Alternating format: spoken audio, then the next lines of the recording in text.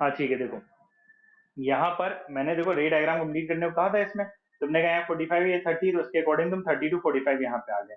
Point ये है, principal reversibility मैंने ये बताया था कि अगर लाइट रे मान लो फॉर सपोज एक मीडियम से दूसरे मीडियम में जा रही है, इंसिडेंट 45 पे है, 30 से निकल रही है, तो ऐसे ही तो हो रहा है समृद्धि, बताओ। अब हम इसको वापस 30 डिग्री पे भेज रहे हैं तो निकलेगी कितने पे, 45 पे, यही तो हो रहा है। तो आई 45 से निकली 30 पे, तो अगर 30 पे इंसिडेंट करोगे तो वापस 45 पे ही तो निकलेगी। और इस प्रिंसिपल का नाम क्या था, principle of reversibility of light rays की वजह से था ये। हाँ बताओ समृद्धि। बिल्कुल, क्वेश्चन ही ऐसे ही आया, कॉपी एंड कंप्लीट द रे डायग्राम, तो ये पूरा रे डायग्राम बनाओगे ऐसे, और पूछेगा अगर ये एंगल 45 डिग्री कैसे हुआ, तो बताओगे कि principle of reversibility of light rays की वजह से ऐसा हुआ। ये डायग्राम इधर वाला, ये डायग्राम नहीं बनाएंगे, ठीक है।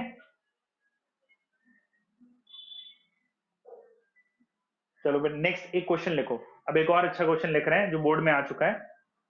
देखो भाई, light of a single colour question लिख रहे हैं हम लोग, ये बना लिया ना सबने। हाँ बताओ तन्मय।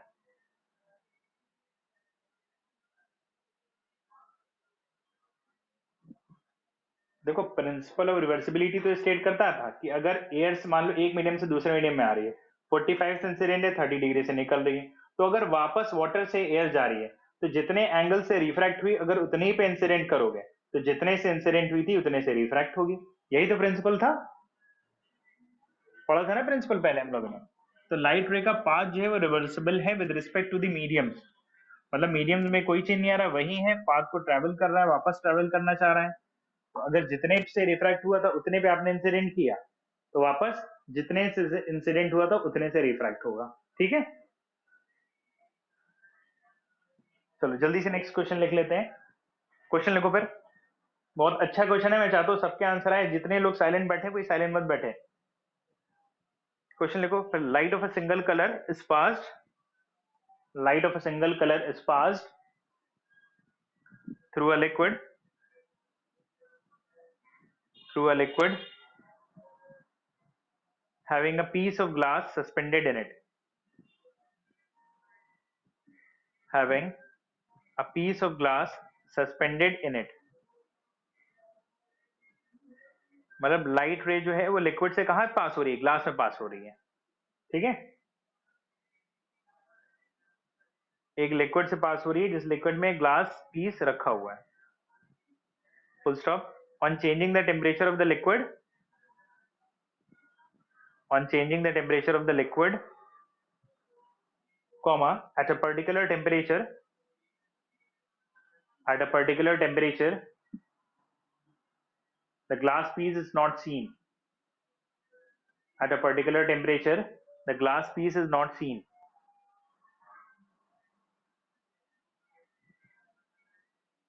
ठीक है, फर्स्ट पार्ट लिखो, अब क्या निकालना है इस क्वेश्चन में, पहला पार्ट लिखो, when the glass piece is not seen, when the glass piece is not seen। second part, why is the light of single color used, why is the light of single color used। पहला part है when is the glass piece not seen, and second part है why is the light of single color used।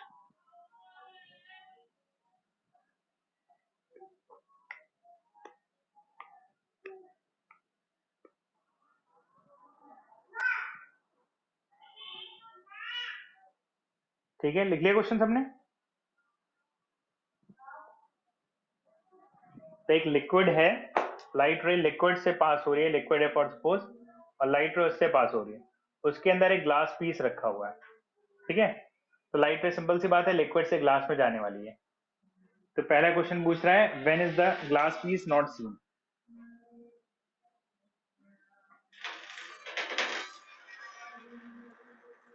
बताओ क्या answer होगा।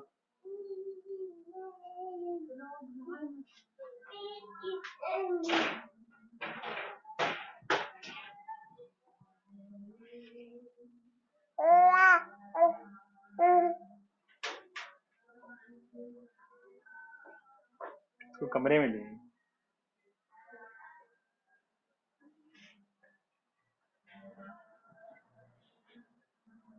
हाँ चलो बताओ answer, Ishan बताओ।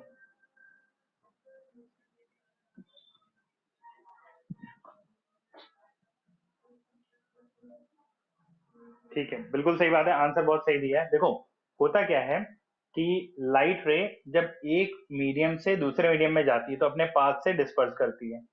पाथ में चेंज आने की वजह से, पाथ में चेंज क्यों आ रहा है, क्योंकि डिफरेंट मीडियम है, ठीक है ना। और ये पर्टिकुलर मीडियम यानी ग्लास कब सी नहीं होगा, जब लाइट रे जिस पाथ से आए उसी पाथ से वापस चली जाए। तो ऐसा तभी हुआ होगा कि हीट करने पर, टेम्परेचर बढ़ाने पर दोनों का रिफ्रैक्टिव इंडेक्स क्या हो गया होगा, सेम हो गया होगा। तो वो ग्लास पीस किस तरह बिहेव करने लगेगा, ट्रांसपेरेंट हो जाएगा। और ट्रांसपेरेंट होने की वजह से वो अंदर हमें दिखाई नहीं देगा। क्लियर है बात सभी को? मतलब ये सभी लोग की बात समझ में आई है? ठीक है, तो ग्लास पीस कब नहीं दिखाएगा, जब दोनों मीडियम्स के रिफ्रैक्टिव इंडेक्स लगभग क्या हो जाएंगे, सेम हो जाएंगे, इसलिए। तो पहला आंसर लिख लिया जाए। कोई हाँ या ना नहीं बता रहा। तन्मय समझ में आया कि नहीं आया? समृद्धि बताओ। अवनी समझ में आ गया? चलो रीजन लिखते हैं। थोड़ा सा आया, चलो अभी मैं दोबारा फिर बता देता हूँ। इसका आंसर लिख लो पहले सब लोग। लिखो। देखो, the glass piece is not seen, the glass piece is not seen when the refractive index when the refractive index of liquid becomes equal to the refractive index of liquid becomes equal to refractive index of glass।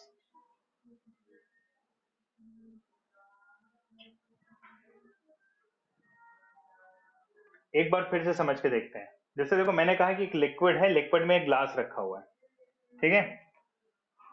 और glass जो है वो एक object है आपके लिए, तो उस पर लाइट रे फॉल कर रही होगी और लाइट रे अपने पाथ से क्या कर जा रही होगी, डिस्पर्स कर जा रही है, मतलब चेंज कर जा रही है अपने पाथ को।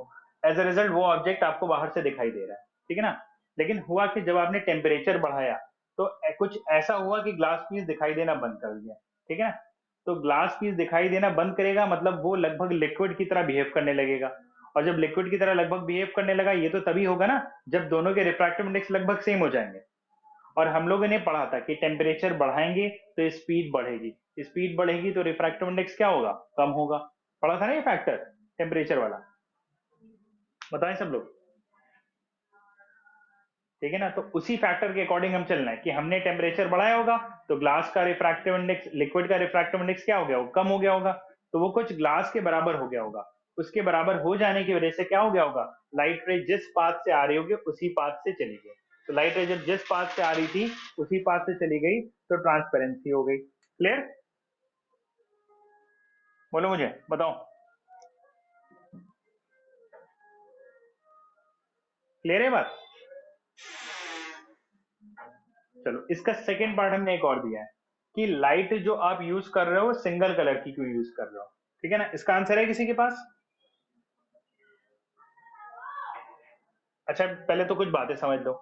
जो लाइट सिंगल कलर की होती है उसको हम लोग बोलते हैं मोनोक्रोमैटिक। क्या बोलते हैं? मोनोक्रोमैटिक। और ऐसी लाइट जिसमें एक से ज्यादा कलर्स हो उसको हम लोग बोलते हैं पॉलीक्रोमैटिक। कौन सी बोलते हैं? पॉलीक्रोमैटिक बोलते हैं। तो यहाँ पर सिंगल कलर की लाइट यूज कर रहे हैं, तो बताओ मोनोक्रोमैटिक हुई या पॉलीक्रोमैटिक हुई? मोनोक्रोमैटिक हुई। ठीक है ना। अब तुम सिंगल कलर की लाइट यहाँ पे फॉल करा रहे हो, क्वेश्चन में पूछ रहा है कि सिंगल कलर की लाइट ही क्यों यूज करी। ठीक है ना, अब सोचना, अगर तुम पॉलीक्रोमैटिक लाइट यूज करते तो पॉलीक्रोमैटिक में कई सारे कलर होते हैं और तुमको पता है कि डिफरेंट कलर्स के रिफ्रैक्टिव इंडेक्स डिफरेंट होते हैं या सेम होते हैं? बताओ। डिफरेंट होते हैं, मैंने बताया था। वॉयलेट का रिफ्रैक्टिव इंडेक्स सबसे ज्यादा होता है, रेड का रिफ्रैक्टिव इंडेक्स सबसे कम होता है।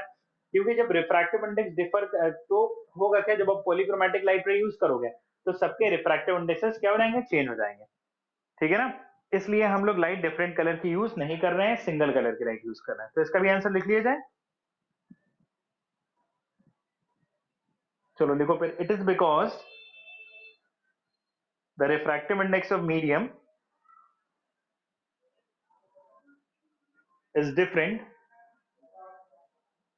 because the refractive index of medium of a medium is different for different colors of light. For different colors of light. Clear?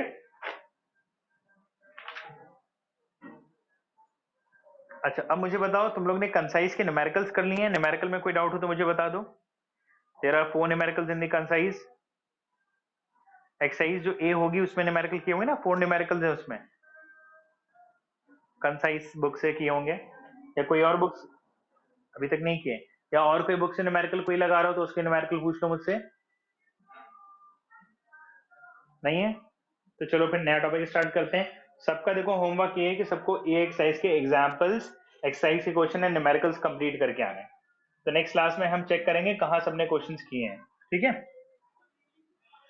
तो चलो अब नया टॉपिक स्टार्ट कर लेते हैं। हेडिंग कर लो प्रिज्म।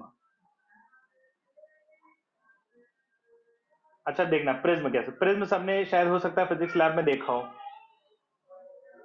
एक ऐसा कुछ ट्रायंगुलर बॉडी होती है,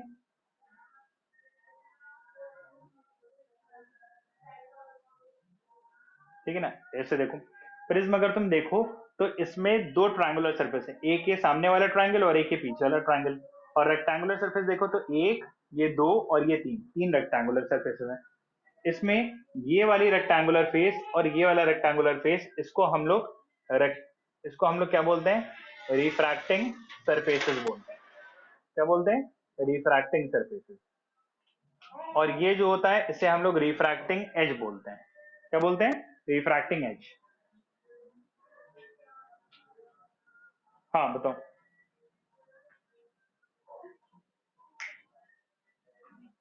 स्पेक्ट्रम और प्रिज्म में एक मिनट बता रहा। स्पेक्ट्रम जो होता है वो बैंड ऑफ 7 कलर्स होता है, और प्रिज्म तो उसको बना रहे हैं ना।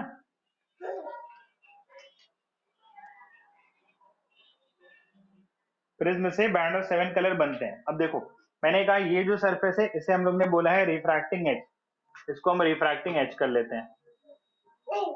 अब देखो दो रिफ्रैक्टिंग सरफेस का बीच का जो एंगल होता है इसको हम एंगल ऑफ प्रिज्म बोलते हैं, और डिनोट करते हैं इसको ए से। तो ये जो ए है इसको हम लोग ने बोला है एंगल ऑफ प्रिज्म। ये डायग्राम बना लो, पहले लिख लो। A prism is a transparent medium. A prism is a transparent medium bounded by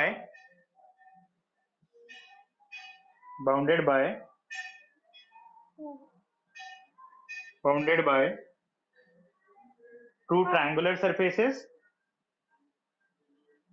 bounded by two triangular surfaces and three triangular surfaces and three triangular surfaces. ठीक है,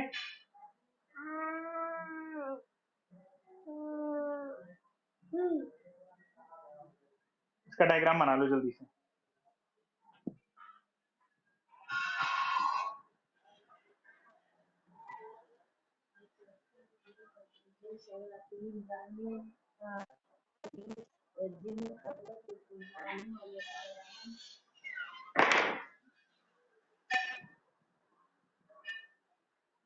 बन गया diagram?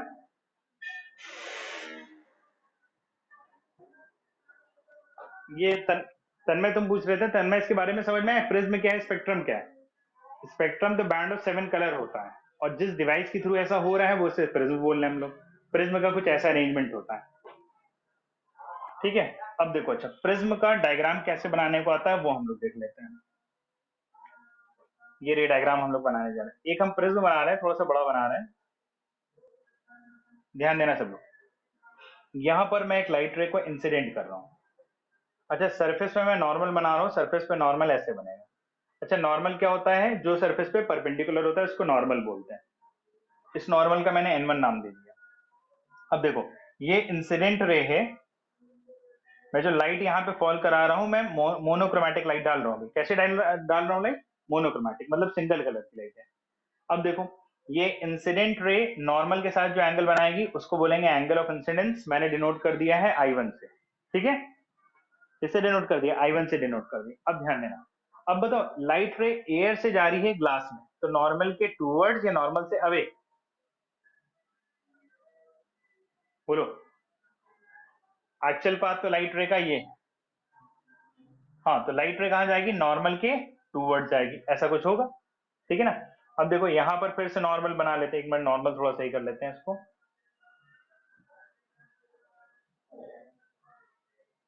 ठीक है, ये हो गया नॉर्मल N1। तो जाना तो नॉर्मल से अवे अगर जाना होता तो इससे और दूर जाती, नॉर्मल के टूवर्ड्स यानी नीचे बेंड कर गई, ठीक है। यहाँ और नॉर्मल बना लेते हैं इस पॉइंट पे, ठीक है। अब देखो ये है इंसिडेंट एंगल, तो ये कितना, ये कौन सा एंगल होगा बताओ,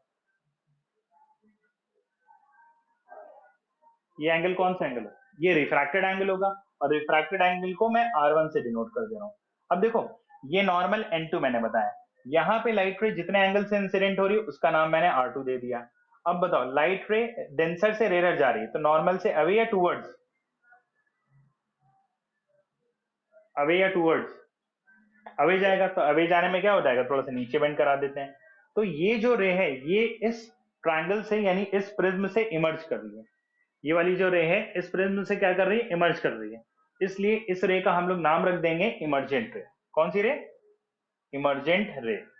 और इमर्जेंट रे नॉर्मल के साथ जो एंगल बनाएगा उसको मैंने I2 से डिनोट किया, और इसको बोल दिया मैंने एंगल ऑफ इमर्जेंस। क्लियर? क्या बोल दिया है? एंगल ऑफ इमर्जेंस बोल दिया है। अब जरा यहाँ पे मेरी बात को सोचना, ठीक है, जरा समझना। लाइट रे जा रही थी ऐसे, लेकिन लाइट रे अपने पाथ से डेविएट कर गई, डेविएट करिए ना अपने पाथ से, अपने पाथ से देखो सब लोग, सभी लोग देख रहे हो अपने पाथ से डेविएट करिए। तो जितना लाइट रे के पाथ में डेविएशन आया, ये वाला एंगल, इसको हमने डिनोट कर दिया डेल वन से। क्या बोला इसको? डेल वन बोल दिया।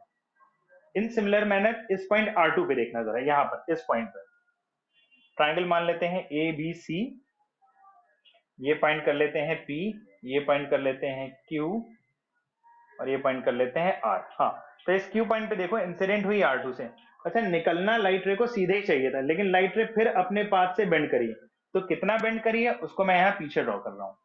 ये एंगल हो गया del two. Clear? Angles clear है, डेल वन और डेल टू? हाँ बताओ। D1 नहीं है, I1 इक्वल टू D1 नहीं है। अरे तुम ऐसे सोचो समृद्धि, देखो ये लाइट रे का पाथ था, तो लाइट रे तो अपने पाथ से डेविएट करिए ना, तो जितना डेविएशन हुआ उसको मैंने डेल वन बोला है एंगल, ठीक है ना। अपने पाथ से जितना बेंड करिए उसको मैंने डेल वन बोला है। क्लियर? हाँ बताओ बताओ क्या कह रही हो? नहीं, R1 भी D1 के इक्वल नहीं है, ना ही R2 कोई किसी के इक्वल नहीं है। अभी तो हम लोग ने नॉर्मल कंडीशन में सारे एंगल्स लिखे हैं, अगर ऐसा कुछ होगा तो हम बताएंगे अभी, ठीक है ना। अब देखो दो रिफ्रैक्टिंग सरफेस के बीच का जो एंगल होता है उसको बोलते हैं एंगल ऑफ प्रिज्म। अब जरा देखना, अच्छा इस ट्रायंगल को देखो, ये वाले ट्रायंगल को, अगर हम इस ट्रायंगल को देखें तो इस ट्रायंगल के ये दोनों इंटीरियर एंगल हैं, और क्या ये एक्सटीरियर एंगल के सम के बराबर होंगे? मतलब एक्सटीरियर एंगल जो होगा वो क्या इन दोनों के सम के बराबर होगा? जो ट्रायंगल की प्रॉपर्टी होती है, बताओ। ट्रायंगल की प्रॉपर्टी होती है ना कि exterior angle is equals to the sum of opposite interior angles. तो एक्सटीरियर एंगल अगर हम डेल मान लें, तो ये जो डेल होगा ये del one plus del two के इक्वल होगा, होगा कि नहीं होगा? ठीक है ना, तो हमने उस एंगल को, डेविएशन को हम लोग ने डेल से डिनोट किया है, ठीक है ना। तो यहाँ del one plus del two समझने के लिए था मेरा खाली, तो डेल ध्यान रखना क्या होता है, del one plus del two होता है। तो देखो लाइट रे का पहले डेविएशन आया डेल वन का, फिर डेविएशन आया डेल टू का, तो इन दोनों का सेम टोटल डेविएशन होगा, और उस टोटल डेविएशन को हमने किससे डिनोट किया है? डेल से। क्लियर? अब होता क्या है, देखो बोर्ड में क्या क्वेश्चन आया था, बोर्ड में कहा कि प्रिज्म का रे डायग्राम ड्रॉ करो मोनोक्रोमैटिक लाइट के लिए। तो ये मोनोक्रोमैटिक लाइट है, उसके लिए हम लोग ने प्रिज्म का डायग्राम बनाया है। सारी हम लोग ने लेबलिंग करी है, कौन सी रे इंसिडेंट है, कौन सी इमर्जेंट है, कहां पर एंगल्स कौन कौन से हैं, ये बात क्लियर है। अब देखो इससे मैं कुछ फॉर्मुलेज यहाँ डिराइव करवाने जा रहा हूँ, जिन फॉर्मुलेज के डेरिवेशन बोर्ड में नहीं आएंगे, ठीक है, लेकिन फॉर्मुलेज जरूर पूछे जाते हैं। फॉर्मुलेज कैसे पूछे जाएंगे वो हम बताएंगे, पहले डेरिवेशन पर्पज से देख लेते हैं क्या हो रहा है यहाँ पर, ठीक है। डेरिवेशन जिनको समझ में आ जाए बहुत अच्छी है, समझ में से सभी को आएगा, लेकिन डेरिवेशन बोर्ड में नहीं आना है। बताएं फिर।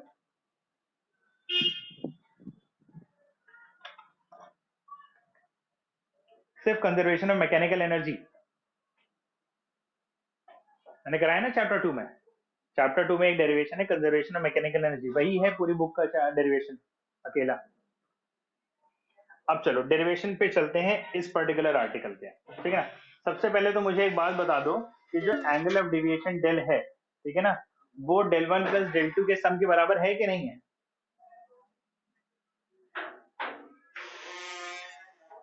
बताओ।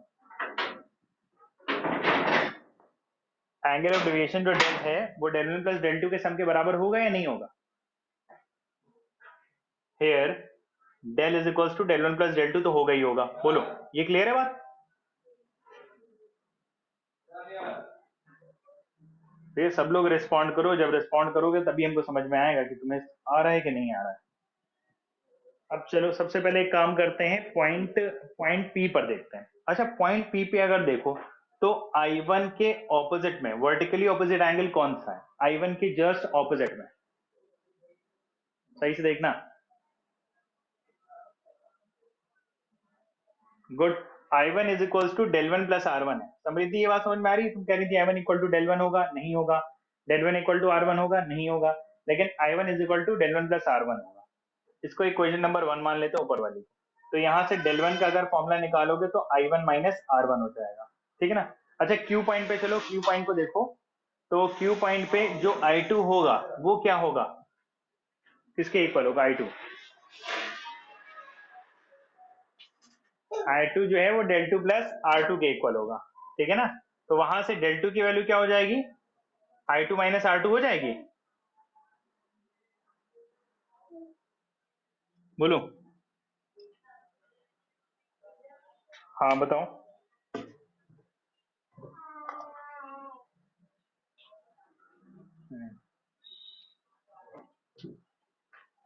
अच्छा अच्छा, रुको मैं थोड़ा सा क्लोज कर रहा हूँ। क्या तो वीडियो नहीं आ रहा है क्या क्लियर? अच्छा ठीक है। एक मिनट रुकना, बता रहा हूँ। हाँ नहीं नहीं, वर्टिकली ऑपोजिट एंगल वाली प्रॉपर्टी लगा रहा हूँ। हाँ हाँ हाँ हाँ हाँ हाँ, ये जो del one plus del two है इंटीरियर एंगल का सम वो एक्सटीरियर एंगल डेल के बराबर है, ठीक है। अब चलो ये सारी वैल्यूज क्या कर रहा हूँ मैं, वन में पुट कर रहा हूँ, ध्यान देना। अब वन में वैल्यूज पुट कर रहा है। तो del is equals to del one था I1 minus r one, del two था I2 माइनस आर टू। अब देखो, क्या मैं इस एक्सप्रेशन को ऐसे लिख सकता हूँ, I1 plus I2 minus common R1 plus R2। बोलो, ठीक है। सभी लोग देखें, फॉर्मूला क्लियर है? जितने फॉर्मूले भी मैं ब्रैकेट में इनक्लोज करता जाऊंगा वही फॉर्मूले सबसे ज्यादा इंपॉर्टेंट है, डायरेक्ट वही तुम लोग को याद होने चाहिए फॉर्मूले, ठीक है। तो बस यही फॉर्मूले बोर्ड में पूछे जाएंगे और डेरिवेशन नहीं आएगा। डेरिवेशन बस मैं तुम लोग के समझाने के लिए बता रहा हूँ कि ये आ कहां से रहे।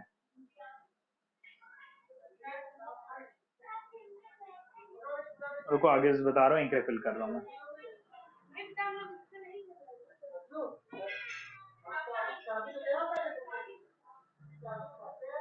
ठीक है, डेरिवेशन कॉपी कर लो ताकि मैं इंक फिल कर रहा हूँ। डेरिवेशन कॉपी करना हो तो डेरिवेशन करो, वरना सिर्फ जो फॉर्मूले में ब्रैकेट में इनक्लोज करता जाऊंगा वही इंपॉर्टेंट है। अच्छा, अब जरा quadrilateral A P R Q को देखो। A P R Q quadrilateral की मुझे बताओ। हाँ बताओ। डायग्राम ही तो सिर्फ इंपॉर्टेंट है इस पूरे आर्टिकल में, ठीक है ना। डायग्राम ही सबसे ज्यादा इंपॉर्टेंट है। अच्छा, अब मैं कह रहा था quadrilateral quadrilateral A P Q R को देखो, सब लोग देखना। अब देखो मैं नीचे लिख रहा हूं, इन quadrilateral A P Q R. अब मुझे बताओ क्वाड्रिलेटरल के सारे एंगल का सम कितना होता है?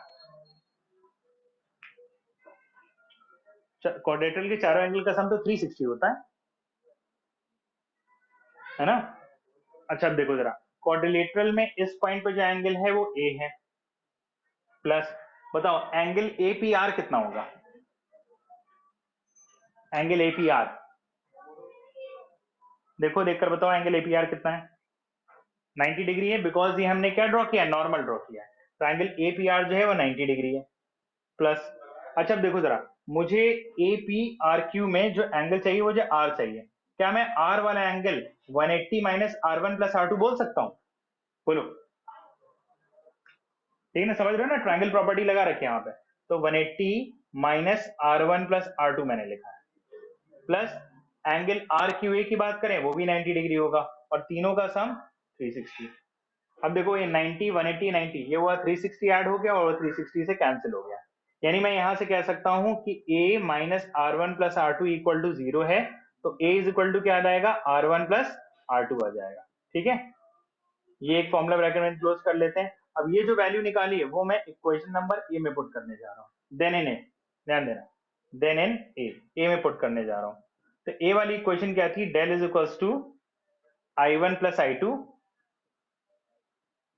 Minus r one plus are two की जगह पे मैं डायरेक्टली क्या लिख सकता हूँ, ए लिख सकता हूँ, एंगल ऑफ प्रिज्म।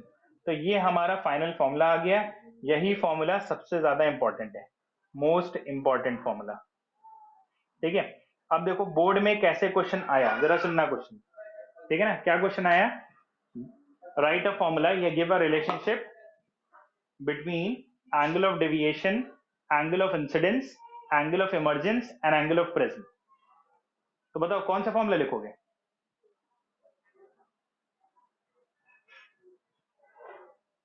फिर सुन लेना, give a relationship between angle of deviation, angle of incidence, angle of emergence and angle of prism, कौन सा रिलेशन है। तो तीन ब्रैकेट में इनक्लोज किए फॉर्मूले, उनमें से कौन सा रिलेशन है, हाँ सबसे लास्ट वाला ये रिलेशन है। सभी को ये बात समझ में आई कि नहीं है।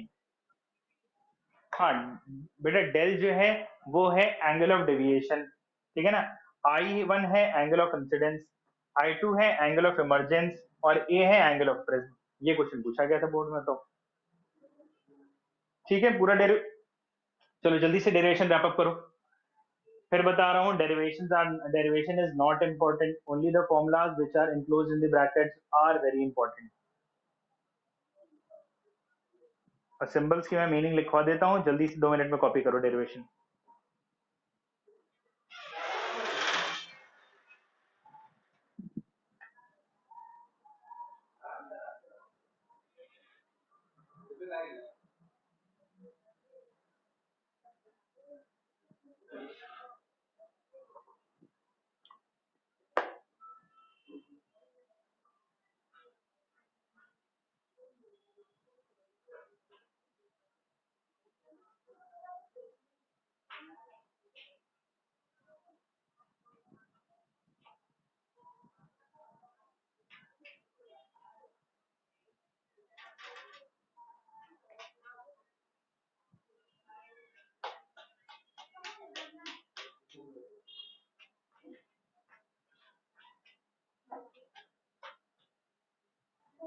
हो गया कॉपी, ठीक है, इसमें लिख लो वेयर डेल को लिखो, where del is angle of deviation, where del is angle of deviation, I one क्या है, हाँ I one is angle of incidence, I two is angle of emergence, I two is angle of emergence,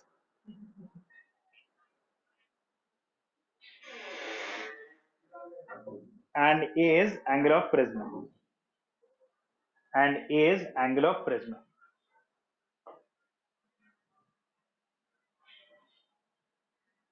किसी को कोई doubt हो तो इसमें बता दे। दिव्यांश समझ में आ रहा है सब, यूसुफ कोई प्रॉब्लम।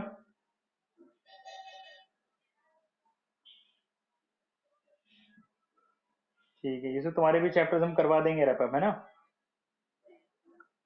तुम्हारे ये बताओ क्या नाम है, अरे स्कूल में भी कौन चैप्टर चल रहा है। अच्छा कल ध्यान देके बताना हमको, ठीक है। तो मैं स्टडी में तो हो ना। दिव्यांश क्या चल रहा है स्कूल में चैप्टर?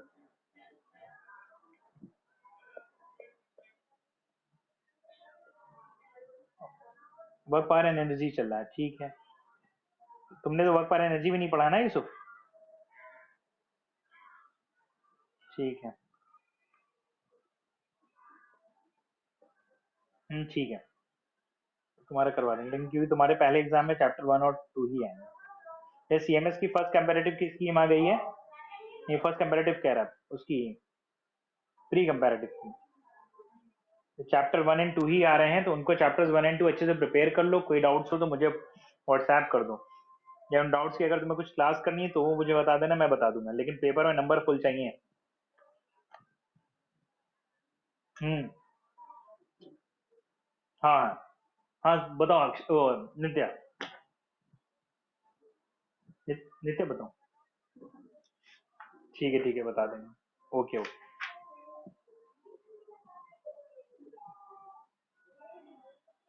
चैप्टर 1 के, चलो करवा देंगे किसी दिन। इस संडे को देखेंगे तो चैप्टर 1 ही करवा देंगे हम, ठीक है। हेडिंग करो, हेडिंग करो एंगल, नोट हेडिंग करो, NOTE नोट, NOTE नोट। अच्छा अब एक बात समझ लो, हम ये कंडीशन सोचने जा रहे हैं कि ये जो डेल है, डेल क्या है? एंगल ऑफ डेविएशन है। ये कब मिनिमम होगा, ठीक है ना? तो इसके मिनिमम होने की एक कंडीशन है कि minimum for minimum angle of deviation, angle of deviation कब मिनिमम होता है? एंगल ऑफ डेविएशन मिनिमम तब होता है जब इंसिडेंस एंगल और इमर्जेंस एंगल, यानी I1 और ये I2 दोनों एंगल्स क्या होते हैं? आपस में बराबर होते हैं। तब angle of minimum, angle of deviation क्या होता है? सबसे मिनिमम होता है। तो अगर हम लोग वही इक्वेशन को ध्यान दें जो सबसे मोस्ट इंपॉर्टेंट मैंने इक्वेशन बताई है, तो उसका फॉर्मूला था del is equals to I1 plus I2 minus A था। तो एक काम करते हैं, I1 की जगह पे मान लेते हैं I मान लेते हैं, रख रहे हैं। I2 को भी I रख रहे हैं, माइनस ए। तो ये सॉल्व करके 2I माइनस ए आ जाएगा, बोलो। और ये जो एंगल हुआ ये सबसे मिनिमम हुआ, तो इसको मैंने डिनोट किया डेल एम से। तो डेल एम का फॉर्मूला क्या हो गया? 2I माइनस ए, जहां पे डेल एम को मैंने बोला है angle of minimum deviation, angle of minimum deviation बोला है इसको, डेल एम। तो हमेशा ध्यान रखो, अगर तुम्हें इस डेविएशन एंगल को मिनिमाइज करना है तो I1 को किसके इक्वल करना पड़ेगा? I2 के इक्वल करना पड़ेगा। ये है पहली कंडीशन। अच्छा दूसरी कंडीशन क्या होती है? एंगल ऑफ मिनिमम डेविएशन ही इसकी बात कर रहे हैं। ये मिनिमम तब होता है जब ये और ये बराबर होते हैं, ठीक है। जैसे मान लो फॉर सपोज तुम अभी करना स्टार्ट कर रहे हो, तो ये 30 डिग्री था, ये कितना था? 60 डिग्री था। तो तुम इस 30 को बढ़ाओगे तो ये धीरे धीरे कम आएगा, कम होगा। एक टाइम ऐसा आएगा कि दोनों बराबर हो जाएंगे। जब ये दोनों बराबर होते हैं उस पॉइंट पर ये एंगल जो होता है ये बहुत कम होता है, ठीक है। और उस एंगल को हम लोग ने बोला है एंगल ऑफ मिनिमम डेविएशन, ठीक है ना। तो मैंने एंगल ऑफ मिनिमम डेविएशन की कितनी कंडीशन बताई है तुमको? 2 बताइए, 1 बताइए? एक बताइए। अब दूसरी जो कंडीशन है वो डायग्रामेटिकल है, समझो। दूसरी कंडीशन, बोर्ड में क्वेश्चन आया है कि ड्रॉ रे diagram of a prism using monochromatic light in case of minimum deviation. अब सब हो गए कंफ्यूज। क्यों कंफ्यूज हो गए? बात समझना। मिनिमम एंगल ऑफ डेविएशन के लिए इंसिडेंस एंगल इमर्जेंस एंगल के बराबर होता है। और दूसरी बात ये होती है कि ये जो रिफ्रैक्टेड रे होती है ये बेस ऑफ द प्रिज्म के पैरेलल होती है। अच्छा हम लोग ने जो डायग्राम बनाया उसमें ये रिफ्रैक्टेड रे को बेस ऑफ द प्रिज्म के पैरेलल ही तो रखा है, देखो डायग्राम में, है ना।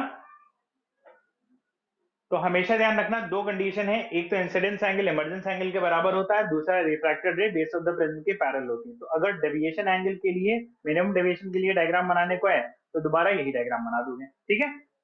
तो चलो पहले साइड में नोट में जैसे मैंने कॉपी किया है वो कॉपी कर लो जल्दी से।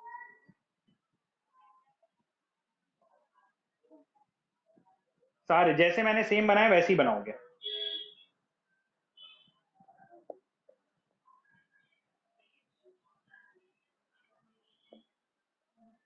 अच्छा स्क्रीनशॉट ले लो, ये टॉपिक कंप्लीट कर लेना, क्योंकि मेरी नेक्स्ट क्लास है।